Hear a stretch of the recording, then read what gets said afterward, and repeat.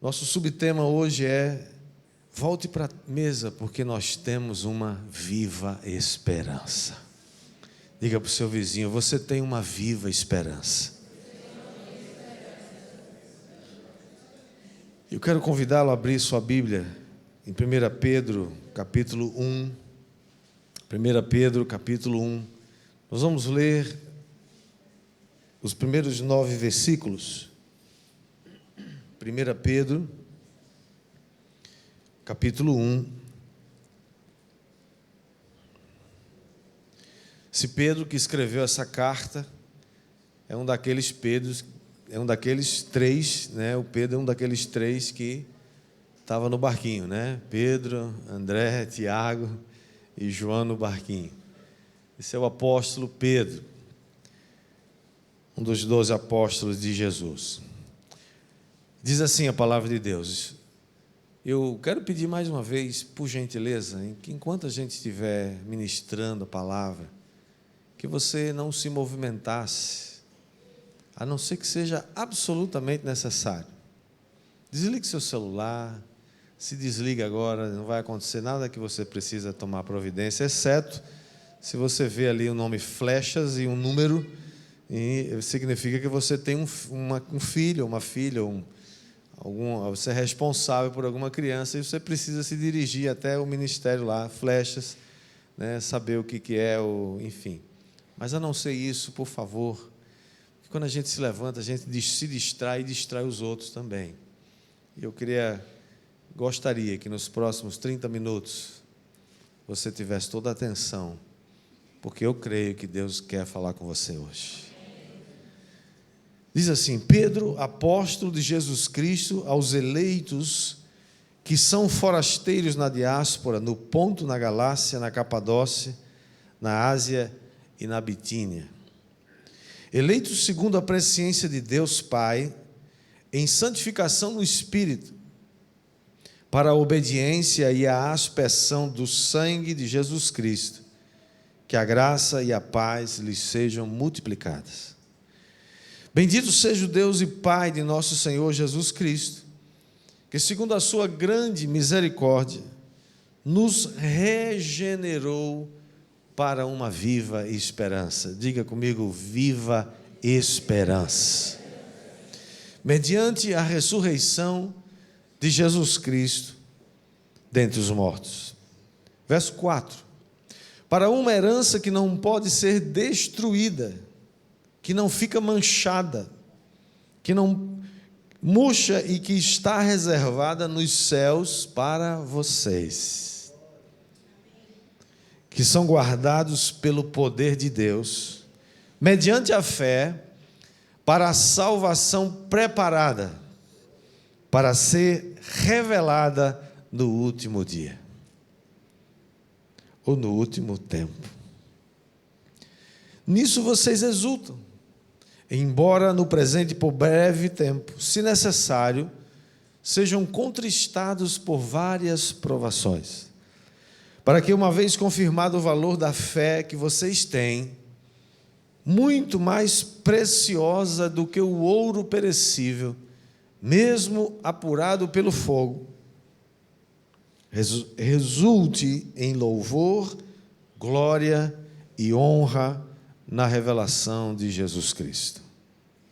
Mesmo sem tê-lo visto, vocês o amam. Mesmo não o vendo agora, mas crendo nele, exultam com uma alegria indescritível e cheia de glória, obtendo o alvo da vossa fé, ou dessa fé, a salvação da alma. Que palavra poderosa! Se a gente parasse por aqui, já estava bom. Que palavra que nos inspira.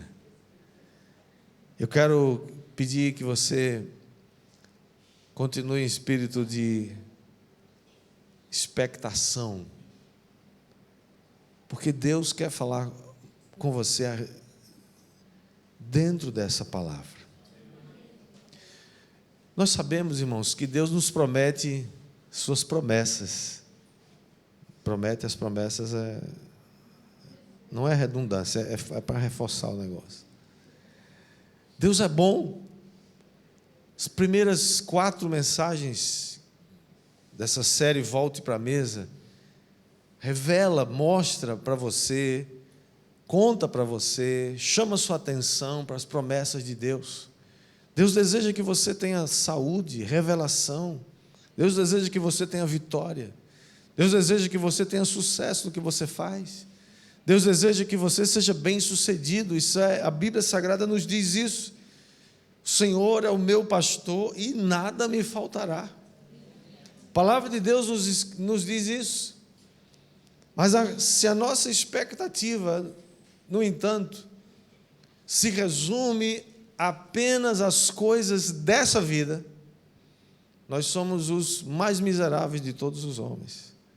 Se a nossa expectativa está somente nas coisas que você pode obter aqui na terra, que é uma promessa, nós temos perdido o foco, nós temos perdido o rumo. Porque se temos tantas promessas de Deus, por que é que o sofrimento ainda é uma realidade? Se temos tantas promessas de Deus, de provisão, de paz, acabamos de cantar que a paz é uma promessa, é verdade. Por que que mesmo assim pessoas boas morrem, tragédias acontecem, e irmãos queridos ainda estão lidando com ansiedade, com depressão, ressentimento, sentimento de inferioridade, rejeição, frustração, medo, dor e sofrimento? Por quê? A verdade, o ser humano sempre vai querer parar o sofrimento. Nós não fomos criados para o sofrimento, mas o sofrimento é uma realidade. É curioso que a dor e o sofrimento façam parte da rotina, por exemplo, dos atletas de alta performance. Atletas olímpicos que estão no topo, né? Estão lá no topo da excelência naquilo que eles fazem.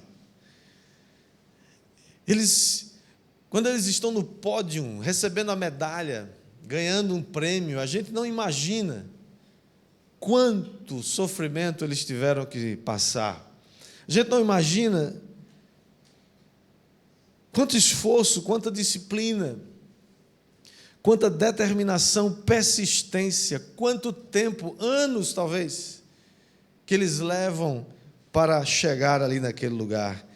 Eles suportaram e continuam suportando, né, o rigor dos treinamentos. Eles estão em busca de superar os seus próprios limites todo o tempo, para alcançar uma média mais alta, bater um novo recorde, porque eles estão de olho no prêmio, estão de olho na medalha, estão de olho no retorno, na recompensa. Qual é a nossa recompensa? Você tem uma recompensa? Porque, irmãos, o homem, o ser humano, é motivado por recompensas. E a Bíblia fala sobre isso. A Bíblia fala sobre galardão. A Bíblia fala sobre recompensa. O problema é que nós hoje, irmãos, eu receio que muitos cristãos estão hoje muito mais voltados para a felicidade, para o sucesso, para a prosperidade, que nós podemos desfrutar aqui na terra. E não está errado você pedir, desejar, porque Deus promete, sim. Mas eu quero repetir, mais uma vez, se a sua expectação ou a sua expectativa reside apenas na recompensa dessa vida, você perdeu o melhor da história. Por quê? Porque para muitos, o céu talvez já não é mais um lugar para onde ele deseja ir. Muitos querem o céu agora, aqui. O que importa é o agora. Eu me lembro dos meus tempos de criança, que não faz tanto tempo assim.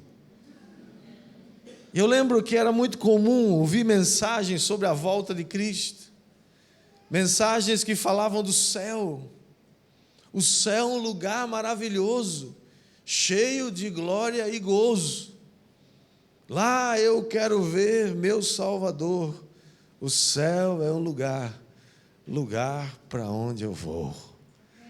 Irmão Pedro sabe dessa canção, com certeza, dos tempos dele. Mas mais recente, né? Não tão recente, mas um pouquinho mais no meio aí, né? O Paulo César escreveu uma música muito linda, cujo refrão diz: céu, lindo céu, céu, lindo céu, há mansões celestiais, todas feitas por Deus. Céu, o céu é um lugar maravilhoso. Já não lemos com tanto entusiasmo, por exemplo, Apocalipse capítulo 21, versículo 4, que fala que no novo céu e na nova terra, Deus vai enxugar dos nossos olhos toda lágrima.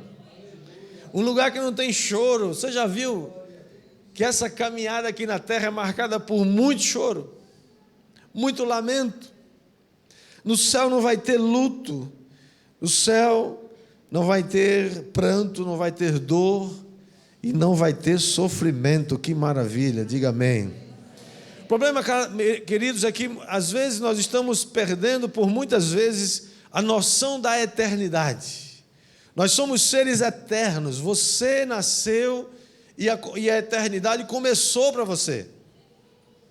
Você nunca mais vai se extinguir, porque a morte não é o fim. A morte física, quando a Bíblia diz que nós somos pó e ao pó retornaremos, está dizendo que essa carne, esse negócio aqui, isso aqui é carne, é pó, isso aqui tem os mesmos elementos químicos que a terra tem. Isso aqui vai voltar para a terra. Mas você não é um corpo apenas, você é um ser trino de 3 partes: corpo, alma e espírito. Seu espírito nunca mais vai morrer. Você é um ser eterno. A pergunta é: onde você vai passar a eternidade? Você vai passar a eternidade com Deus ou vai passar a eternidade longe de Deus? É uma escolha que eu e você precisamos fazer agora. Essa é a diferença, mas a eternidade é uma realidade. E muitos não percebem que a eternidade está dentro da gente. E acham muitas vezes que esse espaço, né, alguém já disse que entre o berço e a sepultura existe apenas um pequeno lapso de tempo. É uma gota no oceano, se você comparar com toda a sua vida, o resto da sua vida, que nunca mais vai ter fim. Esses dias uma pessoa me perguntou assim: pastor, o que é que está acontecendo com o mundo? O nível de confusão, de angústia, e a gente não está falando só de um país ou de uma nação que eventualmente tem um conflito, uma guerra, uma perseguição, uma situação complicada. Nós estamos vendo isso no mundo inteiro. As nações chamadas nações livres, cujo povo tem liberdade para ser o que quiser. Nunca existiu tanta frustração, tanta falta de significado, de propósito. Nunca se vendeu tantos remédios. Os ansiolíticos são campeões hoje de venda. Por quê? Porque nós estamos vivendo um tempo de muito trabalho. Há uma música de um poeta que já faz algum tempo, tinha uma música que dizia assim: pare o mundo que eu quero descer. Estamos atônitos assistindo como que o ser humano é capaz de ser tão mentiroso, como é capaz de compactuar com tanta coisa errada, com tanta coisa feia. Como é que o ser humano é capaz de pensar e fazer coisas tão horrorosas? E aí nós começamos a ver, por exemplo, o que as redes sociais estão fazendo hoje. O visual de sucesso que as redes sociais vendem não é real, gente. E você está lá curtindo, né, stories todo dia. Stories é um negócio assim que gera em você uma ansiedade muito grande. E vê logo que vai acabar, daqui a pouco se acaba. 24 horas, é isso? Todos são assim, sei lá. É um negócio que é rápido, se você não vê, acabou, já era. Você, cadê? Eu quero ver quem é, vamos curtir, vamos lá. E você já viu que ninguém posta foto triste? Você já viu foto? Eu tive uma angústia hoje. Olha como eu estou angustiado. Aí bota aquela cara feia. Já viu alguém fazer isso? Você só vê aquelas fotos bonitas, não é? Os ângulos, né? Irmãos, a coisa mais ridícula não, vou falar assim, a coisa mais engraçada. Você passa na rua, no shopping, sei aonde, aqueles lugares, tá lá a galera, né?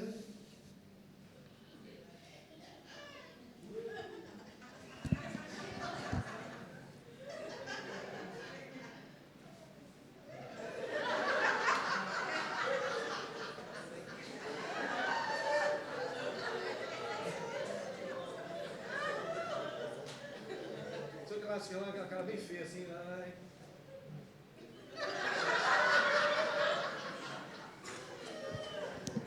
Aí posta aquele negócio. Aí você olha aquele negócio, né? O camarada está lá passeando, está lá viajando, curtindo, gastando grana, né? Num restaurante caríssimo, está lá num cruzeiro não sei de onde, e está lá passeando não sei para onde, e tanta coisa bonita, que é bom isso, mano, é normal. Se você pode, faça, né? Você pode, vai na bênção, meu irmão, em nome de Jesus, que convida o pastor para ir junto, que a gente vai fazer uma festa. Nada errado quanto a isso, mas muitas daquelas pessoas que estão postando, necessariamente não é assim todo mundo, mas quantas pessoas escondem uma vida frustrada, vazia, sem significado nenhum, e às vezes você vê e fica chocado quando isso não é tão incomum assim, mas você vê ou ouve a notícia de que aquela pessoa que postou tantas fotos bonitas, elegantes, e parecendo uma pessoa tão feliz, pulou de um 10º andar e acabou com a sua vida. Por quê? Porque postar fotos na rede social não significa que você é feliz, mesmo que você pareça sorridente. E aí o que acontece? É natural que você se compare automaticamente com essas pessoas. Você vê pessoas lindas, já viu alguém tirar foto assim com aquela protuberância assim, desagradável? Sempre, momento. Tira foto logo, rápido. Melhores ângulos, Photoshop e não sei o que e tal, né? E aí posto melhor. E os camaradas? Bombado, né? Seca a barriga e tal. E posta aquele negócio, e você se compara falando, pelo amor de Deus, esse camarada, olha os músculos dele. Olha a barriga, tanquinho dessa mulher. O que ela fez? As coxas parecem as coxas de Roberto Carlos. Meu Deus, essa mulher fez o quê? Eu tenho que ir para a academia, eu tenho que ficar igual a ela. Você vai se comparando, e quando você volta para casa, que você tira aquele negócio todo que você botou hoje para vir para o culto, eu sei, né? Aquela turma das modeladas, já ouviu falar nas modeladas? Tem vários eventos aqui das mulheres aqui em João Pessoa. Tem as perfumadas, tem as... Agora, semana passada, teve o pessoal aqui falando sobre as destemidas e tem as modeladas. Modeladas é aquelas que entram num negócio assim que depois dá trabalho sair de dentro. Estica para lá. Algumas dá a impressão que elas penduraram no lustre e pularam dentro assim do negócio.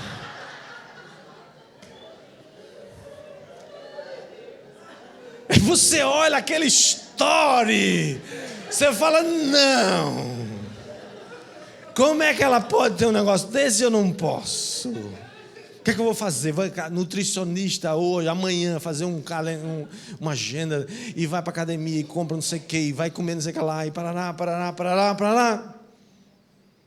Sabe o que acontece? Você não vê e não sabe a realidade daquela pessoa. Quando ela põe a cabeça no travesseiro, e todas as suas angústias, seus traumas, suas debilidades, suas incertezas e dúvidas e medo do futuro se reúnem naquele momento, quando você quando ela põe a cabeça no travesseiro. E você fica, muitas vezes, invejando uma pessoa só porque ela postou uma foto legal na rede social. Apesar de toda a tecnologia que nós dispomos, o mundo continua doente. Nós estamos vivendo tempos trabalhosos, irmãos. O apóstolo Paulo diz isso em 2 Timóteo 3, de 1 a 5. Ele diz que os homens serão difíceis, serão blasfemadores, arrogantes, avarentos. Os homens serão sem afeição, traidores, convencidos, serão mais amigos dos prazeres do que amigos de Deus. Eles serão terríveis, está previsto. O Senhor fala na sua palavra. Em Lucas 21, 26, diz que os homens desmaiarão de terror quando eles souberem e perceberem o que está para vir sobre o mundo. É uma realidade. E apesar das promessas de paz para nós, porque o Senhor diz na sua palavra: eu sei os planos que eu tenho a seu respeito, planos de paz e de prosperidade, para te dar um futuro, mas mesmo assim, nós não podemos negar que o sofrimento continua sendo uma realidade ao nosso redor, sim ou não? E muitas vezes você se encontra nesse lugar, e você se pergunta: como é que eu estou vendo tanta gente feliz e eu estou assim? Como é que eu estou vendo tanta gente aparentemente se dando bem na vida, contando suas vitórias, mas eu estou mal, e eu não consigo dar conta dos meus próprios sentimentos? O que está acontecendo com o mundo? Vivemos o tempo da imagem. A imagem é algo que chega primeiro, e as pessoas gastam mais dinheiro hoje com a imagem do que com a sua própria vida, com a sua própria saúde, para tentar passar para as pessoas uma realidade que elas não vivem. A pergunta é: no meio de tanto sofrimento, de tanta agonia, de tanta coisa que aperta você, qual é o recurso?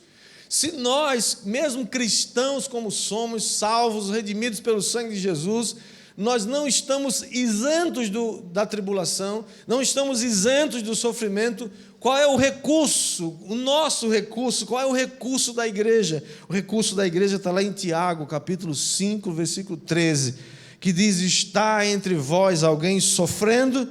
Faça oração. Você está sofrendo, meu irmão? Ore. Está sofrendo, meu irmão? Peça oração por você.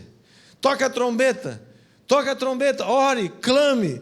E o texto diz: está alguém alegre? Cante louvores. Por quê, irmãos? Porque o recurso da igreja é a oração, mas não a isenção do sofrimento. Tem pessoas que estão deixando a igreja, deixando Jesus, deixando o evangelho de Cristo, porque estão sofrendo e alguém mentiu, ou sei lá, ou elas se enganaram, ou elas tiveram uma expectativa equivocada de que vir para Cristo significa não ter mais problemas e não ter mais sofrimento. Essa não é a verdade. Deus prometeu estar conosco, mas Ele não disse que ia nos livrar dos problemas. Ele disse que ia nos livrar nos problemas. Assim como Ele não evitou que Daniel entrasse na cova dos leões, Deus fechou a boca dos leões.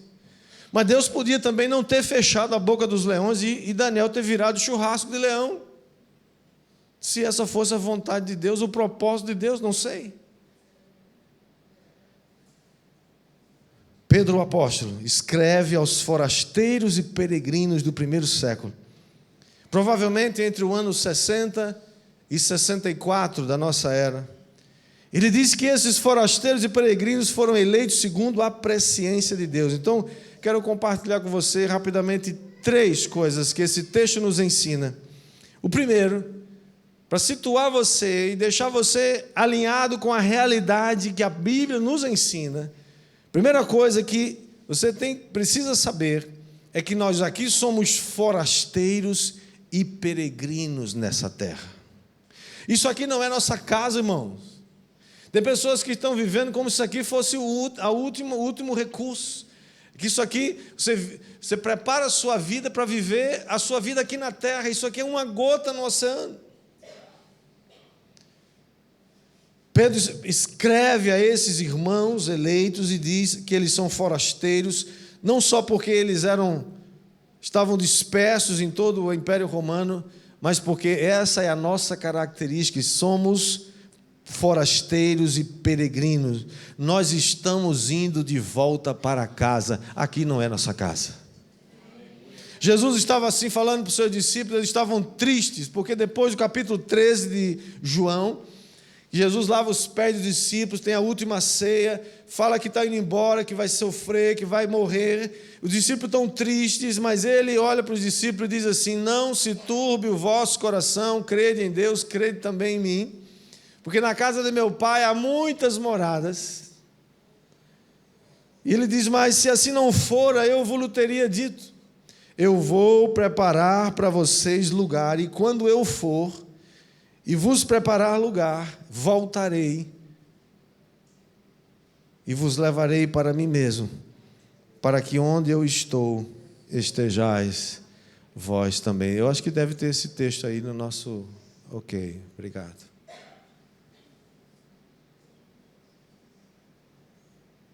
Essa é uma palavra que serve também para mim e para você, meu amado. Não se turbe, não se apavore, não se aperreie. Na linguagem nordestina, né? Se aperreie não, se aveste não. A casa do meu pai há muitas moradas. Aliás, Jesus está preparando muitas moradas. Ele está dizendo que um dia ele vai voltar. Nós temos que viver com essa expectativa, irmão. Jesus pode voltar hoje. E quando ele voltar, não vai nascer mais numa manjedoura, um bebê indefeso, e depois vai morrer nas mãos dos romanos. Essa parte da sua vinda já passou. Ele agora não vem mais como um bebê indefeso, ele agora vem como um rei, para reinar. Esse é o seu epitáfio agora, é o que está escrito na sua coxa, na sua testa: Rei dos reis, Senhor dos senhores. Ele vem para tomar posse do seu reino definitivamente, implantar o seu reino aqui na terra, ou no céu. Eu não sei onde que é essa geografia, eu só sei que vai acontecer. Somos forasteiros e peregrinos aqui na terra. Quando você estiver passando por tribulações e provações, se lembre, no meio das provações e das tempestades, tem uma promessa de paz para o seu coração. Ninguém consegue entender isso, isso não é humano. Raciocínio lógico não alcança. Como é que alguém no meio de uma tempestade vai estar feliz, dando glória a Deus? Isso é patético para algumas pessoas que não conhecem a Deus. Mas essa é a verdade. Esse mundo não é nossa casa. A segunda coisa que o texto nos ensina é que nós fomos regenerados para uma viva esperança. O verso 3 diz que Deus, segundo a sua grande misericórdia, não é por merecimento, não é porque você fez por onde, não é porque você é uma boa pessoa, não é porque você faz o bem, não é porque você não deseja mal a ninguém, não é que as suas obras boas foram maiores e mais pesadas na balança do que as suas obras más. Isso nunca vai poder comprar a sua salvação e nem a bênção de Deus sobre a sua vida. O texto está dizendo que foi por causa da sua grande misericórdia. Deus é misericordioso. E por causa dessa misericórdia, Ele nos regenerou. O que é regenerar? Regenerar é alguém que nasce outra vez. Regenerado, você nasceu outra vez. Deus te deu uma nova vida. Você nasceu outra vez para dentro do corpo de Cristo. E Ele nos regenerou, nos deu uma nova vida para uma viva esperança. Irmão, sabe o que é o problema de muitos da gente? Que a gente não tem esperança, muito menos viva. A gente só crê no que vê. Se as coisas estão indo bem, a gente está feliz e está alegre. Se as coisas estão indo mal, a gente fica para baixo. Porque quem conduz, quem pensa assim, quem age assim, é conduzido pelas circunstâncias.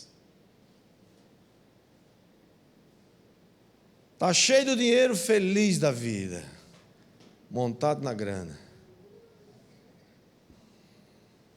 faz o que quer, vai para onde quer, come o que quer, né? Faltou o dinheiro. É claro que essa doença, ninguém gosta dessa doença chamada Liseu. Mas não é isso que vai fazer com que você tome seu rumo na sua vida. Porque essa viva esperança, ela se manifesta na fartura e na escassez. Ela se manifesta quando tudo vai bem, mas quando tem tempestade no barco, essa verdade se manifesta na sua vida. Diga amém, receba. Amém.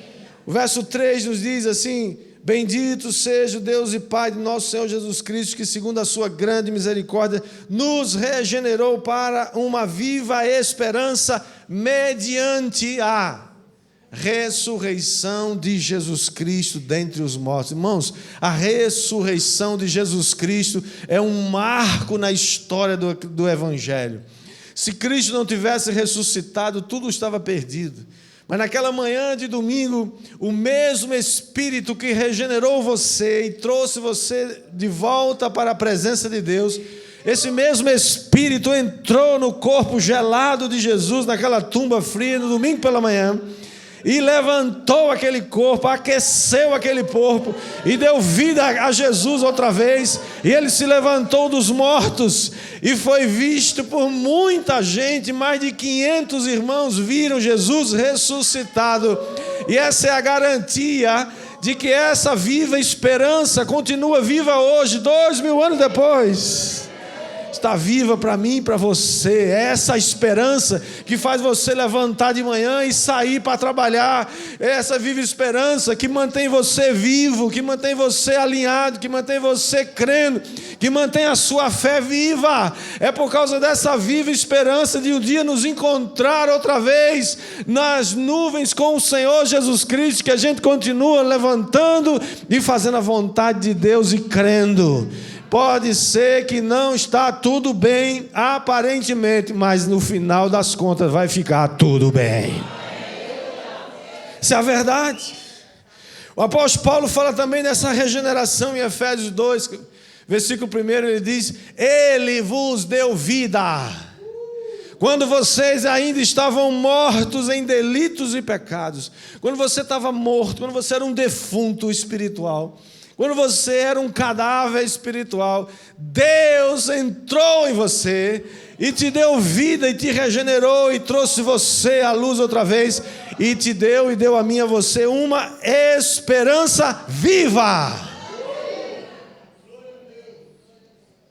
Regeneração é um ato de Deus pelo qual Ele dá vida a pessoas que estavam antes espiritualmente mortas. Isso é regeneração. Nós fomos regenerados para uma esperança viva. Estamos aguardando a bendita esperança. Tito, Paulo escrevendo a Tito, seu fiel discípulo, filho na fé, ele diz assim: porque a graça, Tito 2:11, porque a graça de Deus se manifestou trazendo salvação a todos. Ela nos educa para que, renegadas a impiedade e as paixões mundanas, vivamos nesse mundo de forma sensata, justa e piedosa. Verso 13, aguardando a bendita esperança. Diga comigo, bendita esperança. A manifestação da glória do nosso grande Deus e Salvador Jesus Cristo. Você podia dar um aplauso a Jesus hoje por isso. Fomos regenerados. Ele nos deu vida pelo mesmo Espírito que ressuscitou a Jesus. A esperança, irmãos, faz com que você viva mais. A esperança faz com que você tenha força para andar, para caminhar. Alguns historiadores falam do que aconteceu em campos de concentração, campos de extermínio na época do nazismo, na Segunda Guerra, que se intensificou entre o ano de 1941 até o final da guerra, 1945. E aqueles homens eram colocados naquelas Aquilo eram depósitos de seres humanos, pessoas marcados pela inanição, pelas doenças, enfim. E muitos desistiam de viver, simplesmente não suportavam o sofrimento, sem contar os milhões que foram mortos nos fornos crematórios de Hitler, onde eles eram asfixiados com gás e depois os seus corpos eram incinerados naqueles fornos. Mas muitos sobreviveram. E eles contam que uma das razões, um dos motivos que mais sustentava uma pessoa, que fazia com que ela se esforçasse para viver, é que aqueles que tinham uma esperança de ver os seus entes queridos, que haviam sido separados, às vezes marido, mulher, irmãos, filhos, a dor não era só da prisão e dos maus tratos, era da separação dos entes queridos. E aqueles que tinham uma esperança, onde um ajudava o outro, não, cara, come. Tinha uns que não queriam mais comer, não quero mais comer, eu quero morrer. E o outro chegava e falou, cara, quem sabe se está perto da gente ser liberto. E você vai poder reencontrar sua esposa, seus filhos. Então aquilo dava um ânimo. Eles tinham uma esperança. Mas nós não temos somente uma esperança. Nós temos uma viva esperança. Não é uma esperança que talvez, quem sabe, muitos morreram sem ver a sua libertação, mas nós podemos até morrer fisicamente antes que isso aconteça, mas um dia nós vamos encontrar essa herança. E a terceira coisa que nós vemos nesse texto, verso 4 diz, para uma herança que não pode ser destruída, que não fica manchada, que não murcha, que está reservada nos céus para vocês. Fomos regenerados para uma viva esperança, para uma herança que não pode ser destruída, não pode ser roubada, não pode ser manchada, não pode ser estragada. Ela está reservada não na terra, mas no céu, para nós, onde ladrões não escavam, não roubam, e onde ferrugem nem traça corrói. 1 Coríntios 2, 9, o apóstolo Paulo diz, porque nem olhos viram, nem ouvidos ouviram, nem jamais penetrou em coração humano o que Deus tem preparado para aqueles que o amam. Tem alguém aqui que ama o Senhor Jesus? Se você ama Jesus, então essa palavra é para você. Vamos ler todo mundo junto esse texto outra vez? Vamos lá? Mas como está escrito, nem olhos viram, nem ouvidos ouviram, nem jamais penetrou em coração humano o que Deus tem preparado para aqueles que o amam. Uma herança é algo que você ainda não desfruta totalmente, mas está para vir, e é um motivo de muita alegria, de muita esperança. Embora, como diz o versículo 6, vocês exultam, vocês triunfam, vocês celebram, vocês se alegram. Embora, olha a vírgula aqui, ó, embora, no presente, por breve tempo, se necessário, irmãos, Pedro aqui arrebentou o negócio. Ele está falando, primeiro você exulta, primeiro você se alegra, você tem uma viva esperança. Agora, você precisa se lembrar que no presente, no tempo atual, na sua vida, é possível que por um breve tempo, por um momento, se necessário, não me pergunte que necessidade é essa, eu não sei, está dizendo se necessário, talvez alguns da gente precise passar por umas provações, aleluia, né? Que alguns da gente fica muito folgado, fica muito abusado, muito cheio de lundum, muito cheio de pantim, e às vezes precisa passar por às vezes não é um breve tempo, não, é um tempozinho mais prolongado, para aprender a ficar humilde de novo, né? Se necessário, sejam contristados por... Aí quando eu vi várias provações, podia ser só uma, né, Jesus? São várias. Várias provações. Agora a pergunta é: como é que nós enfrentamos essas provações? O próprio texto nos responde, versículo 7. Para que, uma vez confirmado o valor da fé que vocês têm, muito mais preciosa do que o ouro perecível, mesmo apurado pelo fogo, resulte, desemboque no louvor, na glória e na honra, na revelação de Jesus Cristo. Irmãos, a sua fé é muito preciosa.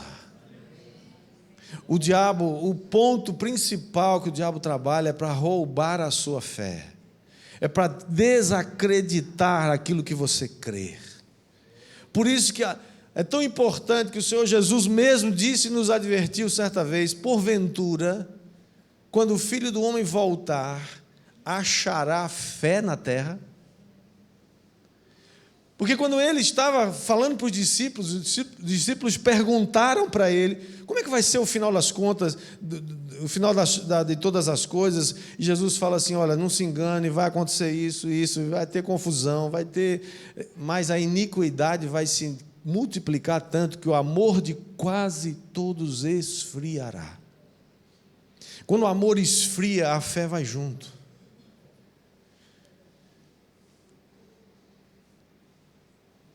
Pelo amor de Deus, não perca a sua batalha da fé. A fé vem pelo ouvir, e ouvirá palavra. Não pare de ouvir a palavra. Escute a palavra, leia a palavra, medite na palavra.